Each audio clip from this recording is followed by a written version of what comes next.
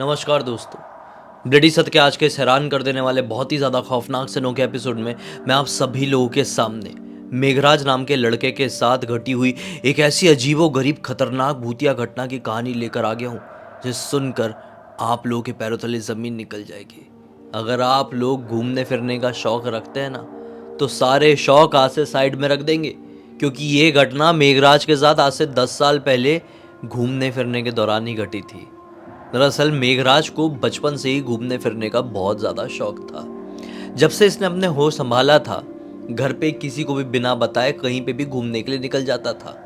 ऐसा नहीं था कि ये गांव से दूर भाग गया, इलाके से ही दूर भाग गया, नहीं, ये अपने गांव के इलाके में ही बचपन में घूमा करता था।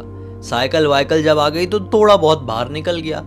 दरअसल ये राजस्थान के जयपुर के अंदर एक छोटे से गांव का रहने वाला था। हुआ ऐसा, जब ये लगभग 10 साल का हुआ तो इसने अपना ऐसा रूटीन बना लिया कि रोज शाम को 5 बजे साइकिल उठाता, घूमने के लिए निकल जाता और दूर दराज के इलाकों में भी जाता, और फिर ये कोई 8-9 बजे लौट जाया करता। कई बार घर पे उसके इस हरकत की वजह से उसे मार भी पड़ती, डांट भी पड़ती, लेकिन उसे कोई फर्क नहीं पड़ता। अब मेघराज आज से लगभग यही 10 साल पहले जब बड़ा हो गया, 16-17 साल का हो गया, तो उसने अपनी इस हॉबी को और भी ज़्यादा एक्सपांड कर दिया। अब ये कई बार अपने पापा की बाइक भी उठा लेता, कई बार साइकिल भी उठाता और बहुत दूर दूर दूर दूर जाता। इसे गांव के आसपास थोड़े से बाहरी इलाकों में बड़ी बड़ी पहाड़ियां थी, जिस पहाड़ियों का इतिहास गांव के लोग बहुत अच्छा नहीं मानते थे। दरअसल कुछ ऐसी पहाड़ियां भी थी जिस पहाड़ियों में चढ़ना तो छोटे बच्चे क्या, बड़े बूढ़े भी ऐसा कहते कि चढ़ जाए तो अपशकुन लग जाए, वहां पे ढेर सारी आत्माएं भटकती होगी। लेकिन मेघराज को ये सारी चीजों से कोई फर्क नहीं पड़ता था, क्योंकि उसको घूमना फिरना काफी काफी ज्यादा पसंद था।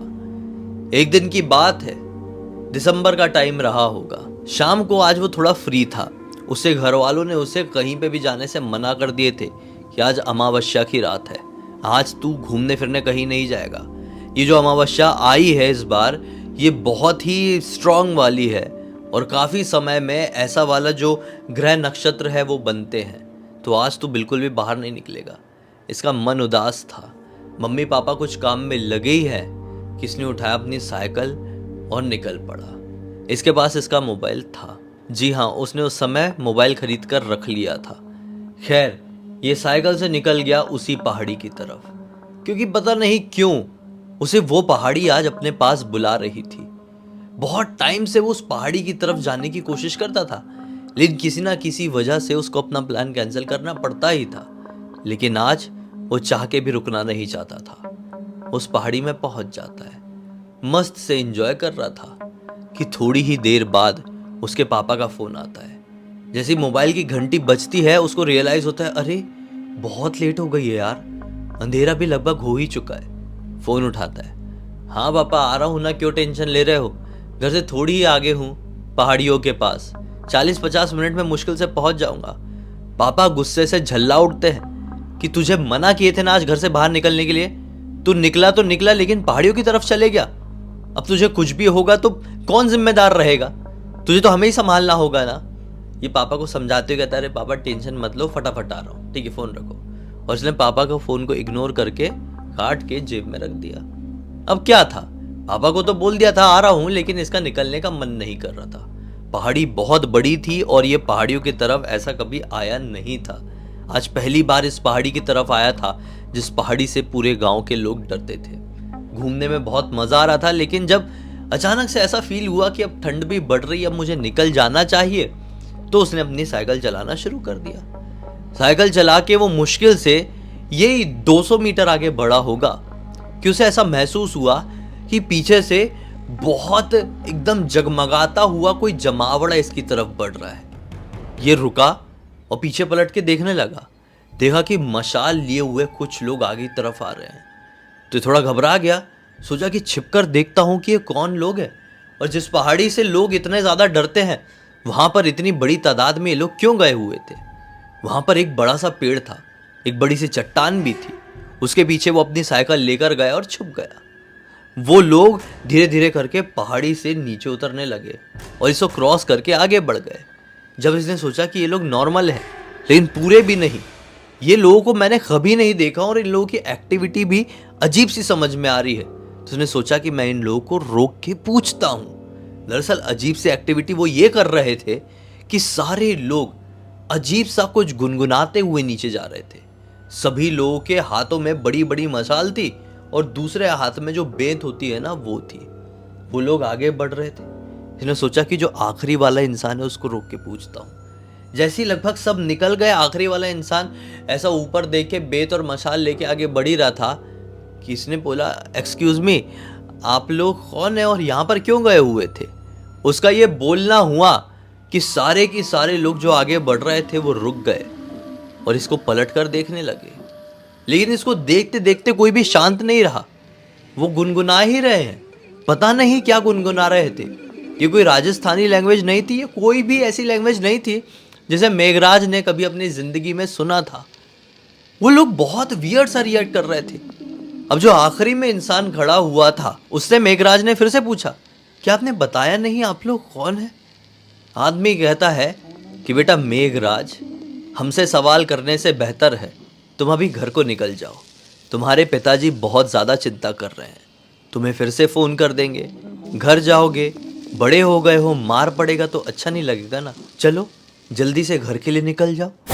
जैसे ही मेघराज ये सुनता है वो कांपने लगता है। ये इंसान जिसे इसने कभी जिंदगी में नहीं देखा था, ये मेघराज का नाम कैसे जानता था? वो ये कैसे जानता था कि मेघराज के पिताजी ने मेघराज से फोन में क्या कहे हैं? इसने बोला, क्या आप मेरे पिताजी को जानते हो? वो हंसने लगा। जैसे उसका हंसना शुरू हुआ, सारे के सारे भीड़ में जो 20-22 लोग थे वो भी जोर जोर से हंसने लगे और अपनी मसाल उल्टी करके भुजा दिए और इसकी तरफ धीरे धीरे करके बढ़ने लगे। अब इसकी तरफ बढ़ने लगे तो ये घबरा गया कि ये लोग इस तरह से रिएक्ट क्यों कर रहे हैं। मैं अपनी साइकिल उठाता हूँ, निकलता हूँ। ये भी पीछे हटने लगा इन लोगों को देखते हुए। अब वो लोग जो धीरे धीरे गुनगुना रहे थे वो जोर जोर से बोलने लगे और इसकी तरफ बढ़ने लगे। इसका डर और भी ज्यादा बढ़ने लगा। भरी ठंड में इसको पसीना आने लगा क्योंकि ये रास्ता पूरी तरह से सुनसान था और आसपास से किसी के भी आने जाने का कोई चांसेस नहीं थे। अभी ये थोड़ा पीछे हुआ, अपनी साइकिल उठाया और साइकिल चला के जैसे ही आगे बढ़ने की कोशिश किया, इसकी अपने आप चेन उतर गई और साइकिल का सामने वाला टायर अपने आप निकल के गिर गया। तो ये बहुत जोर से डर गया और रोने लगा। वो जो लोग इसकी तरफ आगे बढ़ रहे थे सभी लोगों ने एक साथ कहे, रोने वाली क्या बात है बेटा, तुम भी हमारे साथ इस बारात में शामिल हो जाओ। हम लोग तुम्हारे घर के सामने से ही निकलने वाले हैं, तुम्हें छोड़ते हुए निकल जाएंगे। डर क्यों रहे हो, आ जाओ हमारे पास, आ जाओ बोल के वो लोग इसकी तरफ और आगे बढ़ने लगे।